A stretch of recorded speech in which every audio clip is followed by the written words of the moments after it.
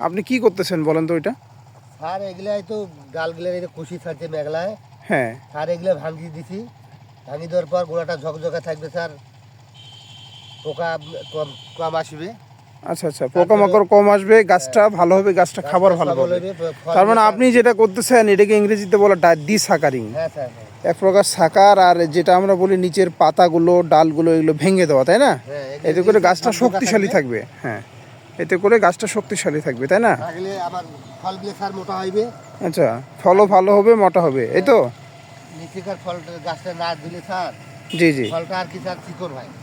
ও তার আচ্ছা জন্য আচ্ছা এই পদ্ধতি নিয়ে হারা করি স্যার। আচ্ছা আচ্ছা আচ্ছা। যাই হোক, আপনি তো একজন খুব ভালো সফল অভিজ্ঞ টমেটো চাষি, এটা দেখে খুবই ভালো লাগলো, তাই না? হ্যাঁ স্যার, এগুলো করি স্যার, এগুলো তো হ্যাঁ, এটা করা উচিত। এটা সবাই, অনেকে এটা করে না, নিচের দিকে গাছগুলো খুব বড় রাখে। হ্যাঁ, আপনি নিচের ওই পাতাটা, ওই যে নিচের পাতাটা আছে না, ওই পাতা দুইটাও ফেলে দিতে পারেন, সমস্যা নাই। এই যে স্যার নিচেটা, হ্যাঁ, নিচের নিচের দুইটা পাতা ফেলে দিতে পারেন। হ্যাঁ, ওগুলো ফেলে দিতে পারেন। হ্যাঁ হ্যাঁ, ওগুলো ফেলে দিতে পারেন, সমস্যা নেই। হ্যাঁ, ওকে, ঠিক আছে।